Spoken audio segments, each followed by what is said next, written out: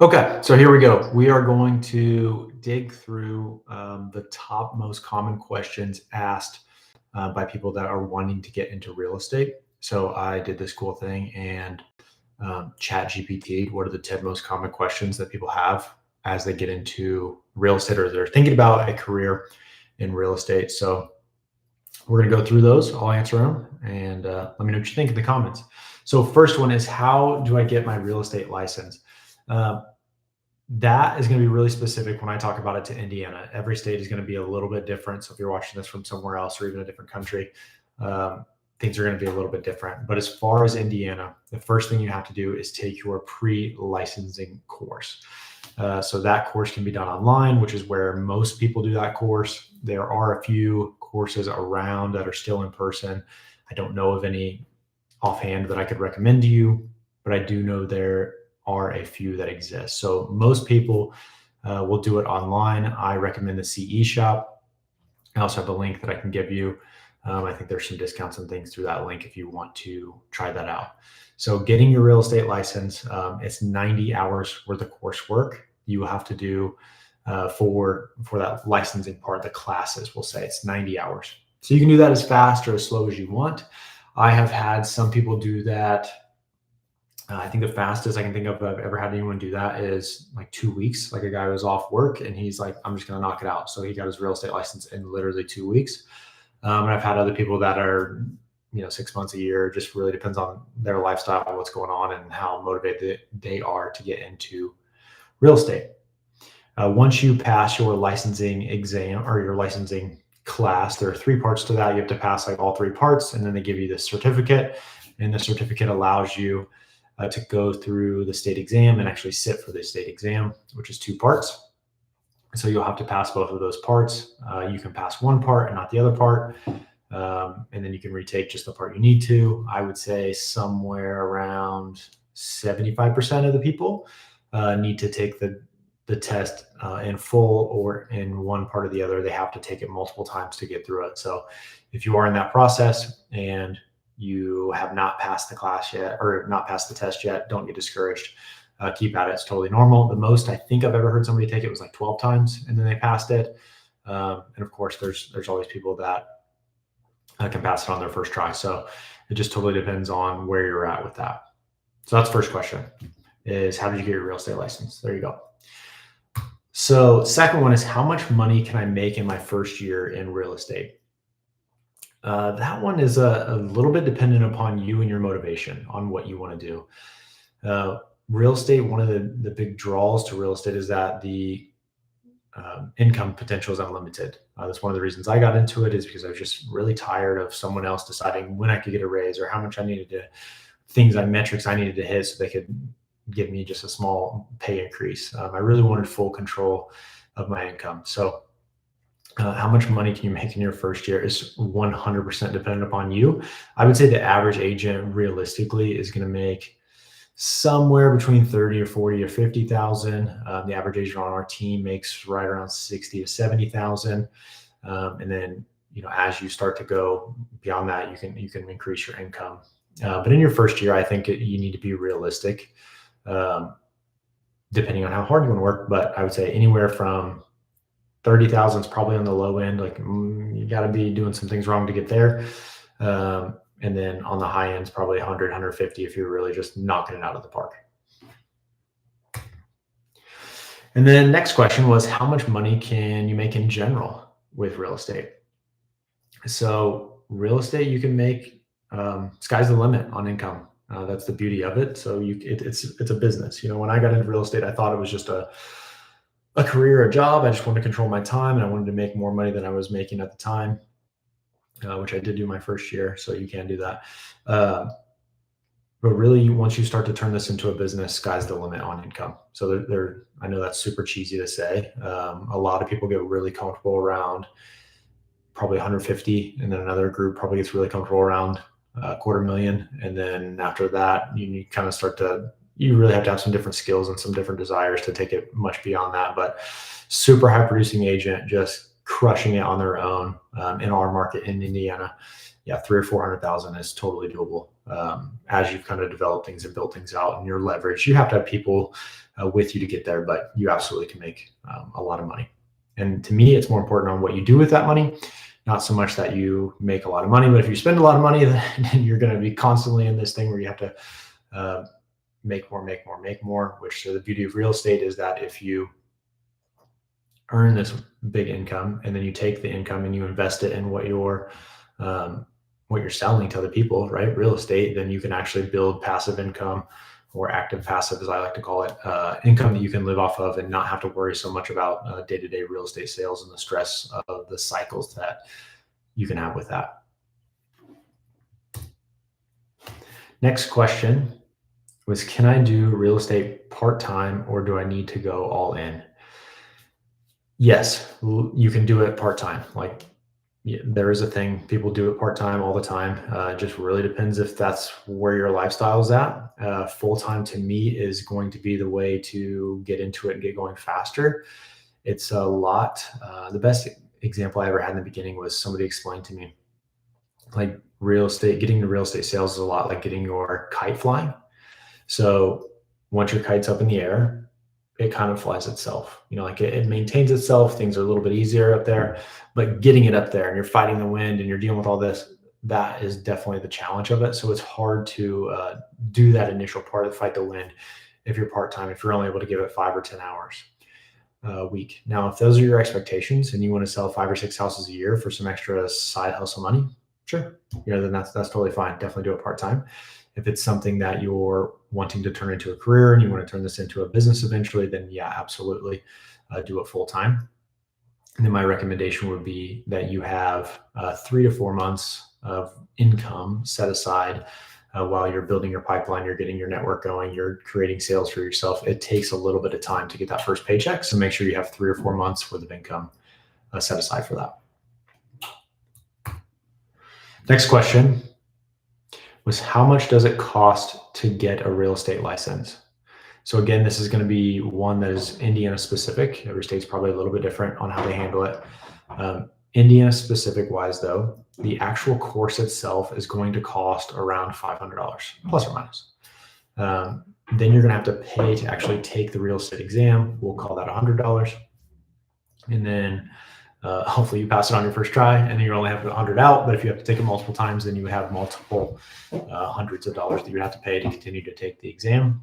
From there, you'll have to be associated with a board of realtors and join a brokerage. Most brokerages do not join or do not cost you any money to join. Most of the time, they're going to try to get you to work there. So they'll take on some of the upfront cost. However, you do have to pay for your board membership and your board dues. So for us, in total for the year, that's about $1,500. Now they prorate that depending on when you start, what month you start, all that. And then there's a one-time new agent fee of $500 that they charge. So all in all, to get your real estate license, I'm going to say you're $2,000, $2,500 to like get your license, get paid for, signed up with the board, and now you can start selling real estate. That does not include a laptop. You're obviously going to need that, or some computer. You're going to need a phone, but I assume you probably already have one of those too, and a vehicle to be able to do showings and take people on showings if you need to. So those things are not included in that, but roughly $2,000 to $2,500. How long does it take to get your first deal? This is also very dependent upon you and how aggressive and how motivated you are to sell real estate and get in the game and get going. Some people, it can happen pretty fast. Other people, it can take a long time. So I got my license on January 18th of 2016, and I closed on my first house. It was the first week of March. So it was right at 6 weeks that it took me to get my first closing. And I got my first lead through an open house. I was doing open houses multiple times a week, which I think is a fantastic source when you're brand new. So I would say 6 weeks is pretty fast as far as getting your first paycheck, we'll say. After that, there's other people that take 3 months, 4 months, 5 months, 6 months. It really just depends. I think that's where you have to decide, does it make sense for you to join a team, join a brokerage as an individual agent? There's a couple different factors in there, and those two things alone can decide how fast you are able to get into production or sell a house and get your first deal. So minimum, I would say 45 days. Realistic, 3 to 4 months. I mean, that's probably what you're looking at, and which is why I recommend you have that 3 to 4 months set aside worth of income. Now, the benefit of that is that after that 3 to 4 month time period, you have this set up where you should be working on a pipeline on a consistent basis. So you have your first closing at 3 months, then you have another closing, the next month, then another closing, you're stacking these on top of each other. You're not constantly going 3 months closing. Oh, I got to wait 3 more months closing. Like, you want to continue to build your pipeline out to where it's constantly producing for you. We've got a question here. Someone answer this. Actually, I'll get to the questions at the end if you don't mind. I don't know how many more slides we have. So here, how do real estate agents get their leads? You can see it right here in my background. Ooh, by the way, right there, one of those red books is called A Millionaire Real Estate Agent. It's a really good book to read. It's written in the early 2000s, so it's a bit outdated on the information, but the principles apply and the style apply. So we have a lead gen wheel that we talk about on our team. So the first and primary source for every real estate agent is their sphere. So people that they know, and how I phrase this to people on the team is people that that you could call. And if you said, hey, this is Spencer, they would know who you're talking about, like on a first name basis. Maybe you have to say your last name, like that's your sphere. And you really in the beginning want to get those people to rally behind you to help you generate real estate sales, because those is your sales force. So real estate sphere is a big piece of where you're going to get your leads. Open houses, you heard me talk about that already. I think those are so killer. It's the only thing in real estate where you get to stand somewhere and somebody might come in and talk to you that wants to buy a house. Like I suppose somebody could do that at the office, but that really does not happen very often. So if you're doing open houses, which I would recommend that you do open houses every weekend, Saturdays and Sundays, if you're new in the business, maybe even throughout the week, on an afternoon, we'll say a 3 to 5 or a 4 to 6 time slot, and try to just get people to come in there. Because even if one person comes in or 2 people come in, it's sort of a slow open house. But that's 2 people that you didn't have the option to interact with if you were, at the office making another Facebook post. So open houses, I think, are great. That would be my second one. Outside of that, doing something prospecting based is the other thing that we put in our lead gen wheel.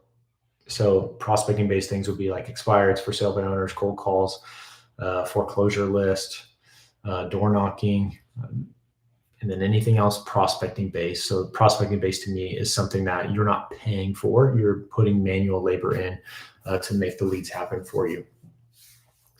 So those prospecting based things. So expireds, for sale by owners, foreclosures, door knocking, cold calling are kind of your next big ones that you can work through to help create leads for yourself. Once you've earned the right, to me, that's how I did it. Once you earn the right by you're creating business for yourself, you're understanding that, you're putting in the work, then you can do paid lead sources, which, obviously you can, pay the B Zillow or realtor.com, homes.com. You can pay them for some leads, which are really expensive. There are a number of other lead sources that will be a pay per closing lead. So one of those is like HomeLight. So they charge 33% of the commission on the sale, but they will give you a free lead and you only pay them if you close. So that is another option there. There's probably 25 of those different sites that you can use that will create those. The lead quality on those is not overly high. You can obviously use Google. You can do Google Ads. Then you can do an array of different marketing through your Facebook, Instagram, those kind of things. So that's probably the general way that you can create leads. And you want to get fancy pants about it, then you could do more stuff, billboards, radio, TV, those kind of things. I would say in real estate, through my experience, I have done all those things. Those are some of the least productive items unless you are already a fairly big name, and then you're just constantly pushing that out and you want that extra branding. So be careful before you agree to pay a radio company $3,000 a month and then you don't get a lot of leads off of it, because it doesn't correlate quite like that. So always do something that's prospecting first, where you're putting the labor in. It doesn't cost you a lot of money. And then once you've proven that, then spend a little bit of your cash that you've made on something that's a little bit more passive. So what skills do I need to be successful? This one is so relative too. That's one of the beauties of real estate, I think, is that there are so many different ways that you can be successful in real estate without being the exact same, right? Like this is a path. Like there are some paths that are like that. I like to follow paths that are very mathematical and linear. But there are some agents, one of my good friends, we are pretty much the exact opposite human beings when it comes to real estate. And he runs a super successful business, totally different. And he's always said, and I think it's totally true, is that if a client likes me, they're not going to like you. And if they like you, they will not like me. So I think that part of that means is just be yourself in real estate, and you're going to find the community around you that's willing to help and support you. So general skills, though, I think you need to be able to relate to people, have good conversations, be somebody that can carry on a conversation. I think that sometimes I've found that with agents that are brought into the team that they're just not overly social. And I think that makes it a challenge because this is very much a social business. This is kind of a sidebar, but I feel like there are two types of people in the world: people that can go into like a public restroom and they can come out with friends. And then there's other people that don't come out with friends. I'm in the don't come out with friends. But the people that can come out with friends are generally really good at real estate because they can just socialize extremely well, and that comes naturally to them. So I think having that aspect is important. Now, again, if you're not social and you're watching this, don't be discouraged about that. There are a ton of agents that are not super social that sell a lot of real estate. And I'm one of them. You just have to know when you can turn that on or when you can get to that point and be salesy or social or, kind of create that connection with people. And I think you have to be a problem solver. That's something that's not talked about enough in real estate, is that every day is a different problem. And you have to really decide when you're going through these deals of what challenges you're going to be able to solve. And sometimes you get them last minute and you need to figure it out on the fly with a client or the title company or the lender or whatever the case may be. For example, I have a deal right now that's going, like, quite literally right now, and the light switch cover was missing for the appraisal and we forgot to put it back on. So I had to run over there real quick, put it on. No big deal. But again, that's just a small thing where it's like I had to problem solve in that moment to get that deal across the table. So be sociable, be likable, and be able to problem solve. I think those are the biggest things. And that's Michelle in the background if you're seeing her. So what does an average day look like as a real estate agent? Again, that can be, it's totally dependent on how you are. So I'll talk to you just a little bit about how my day looks like, or what a successful agent's day would look like. So what that would be is that you would lead generate in the morning from something around 9 to noon. And then from noon to after that, you're going to take a lunch, and then you're going to go on any sort of appointments that you have. So 9 to noon, you do something to create new business for yourself. Noon to 5, you eat lunch, and then you go on appointments. Sometimes you're going to go on appointments later than that. Obviously, you're going to have some appointments on the weekends with open houses and other client showings. So it just depends on your business, and it'll look a little bit different every day. But that's generally, if you can keep that framework, you're going to be in really great shape. So 9 to noon, do something lead generation based, whether you're calling your sphere, you're calling for sale by owners, expireds, cold calling, door knocking, whatever it is. Do it from 9 to noon every day. And then 12 to 5, have a lunch and have appointments. And that's a super successful schedule. And then what kind of training or support will I receive? This is going to depend on what brokerage you join, what team you join, and just really, this is what you should be shopping for or interviewing brokerages. I think the misconception a lot when you get into real estate, or at least it was for me, was like, oh, I hope somebody wants me to work with them. And now that I'm on the other side of that, brokers are really wanting you to work with them. So you should be interviewing other brokers and teams and saying, what does the team provide to me? What does the brokerage provide to me? And how is that going to help me get into production quickly and build my business? So I'll tell you a little bit about our training. So we do two things. We do a mentorship program. So our mentorship program ties you in with another agent. Right now, our mentor agent is Liz. So what that means is Liz helps you with your first 5 buyers and your first 5 seller transactions. So on your first 5 buyers, she's going to coach you weekly on who to call, how many calls you're making, how that's working out for you. She'll then also help you when you have a buyer, do the buyer consultation. She'll help you write the offer to make sure all the buyer or offer paperwork is correct. She'll help you through the inspection process, through the appraisal process, if there's any hiccups with either of those, and then also with closing if you need help with that. And then conversely, on the seller side, she'll help you, do the same thing, figure out who to call and how to call and what to say, all that good stuff. She'll then figure out with you the value of the property, because that's always a tricky one for new and even experienced agents. You'd be surprised on how many people talk to me about figuring out the value of the property. It's not always super easy. So working through that value, she's going to help you through that. She'll actually go in the listing appointment with you to make sure that there are any questions that the seller has, that we're getting them taken care of, and you're not just getting thrown to the fire on your own. And then from there, same thing. She'll help with any offers that come in, help with inspection negotiations, appraisal negotiations, and all the way up to closing if you need her to help with that too. So you're always going to have someone there to support you. That's what ours looks like. And then we do another thing through our parent company Place, is we put you in what's called a launch program. So you'll be in that launch program for 12 weeks, and that launches at the first of the month, and that's with other agents throughout the country. And so that launch program is designed to teach you our software that we use. It basically gives you a rundown of all the tools, all the things that we say, who to call, when to call. We even have artificial intelligence like AI script practice now. So you can call someone that's in your sphere. You could call a for sale by owner. You can call an expired listing that's just an AI. It's not actually a live person, but that way you can, get somebody to answer right away. And then you can start to get live feedback on the things that you're saying, if it makes sense, if it resonates with that type of lead. So that's really what the first 12 weeks is designed for. And then the goal is inside of that 12 weeks to get you to doing buyer deals, to get you to doing seller deals. So that way you can create income for yourself as fast as possible, because that's always the most important thing. And then the last question is, how competitive is the real estate market? And it's really competitive. Very few things do you find that there are professional careers where there's, like in my area, we have 200,000 people in our county service area, and there are 500 real estate agents, at least 500 that are part of the board.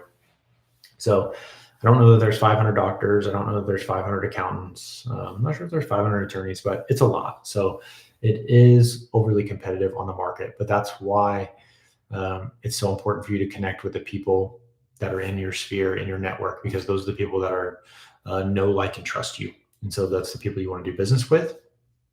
And they also want to do business with you. And anytime you get a referral from somebody that's in your network, the deals typically go smoother. The clients are much easier to work with. They understand their value. They already have the seal of approval from a friend or family member, whomever that referred you.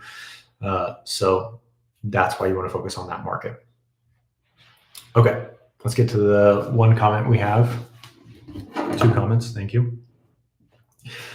So you say, I plan to get my real estate license. I want to become a successful agent, but I will most likely be moving for college. Any advice? I know I would need to join a brokerage. And then also, where's my location? So I'm in Lafayette, Indiana, Purdue University. It's hard to tell from the context, but you're most likely moving for college. Okay. It's going to be harder to start real estate in a different state or a different city where you don't know anyone. So my advice on that would be definitely join a team, because you're going to need lead support from the beginning, and then work all of those.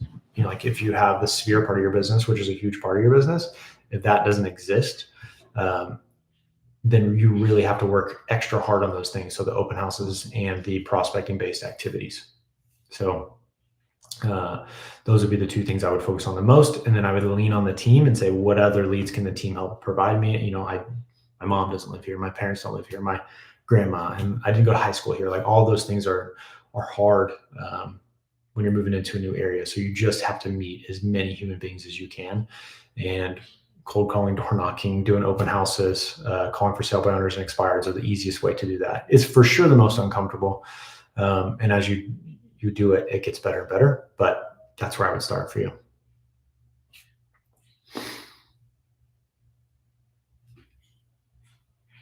And congrats to you on wanting to get into real estate when you're just 18. That's really cool. It's just tough at that age. So don't be hard on yourself if it takes a little bit extra time.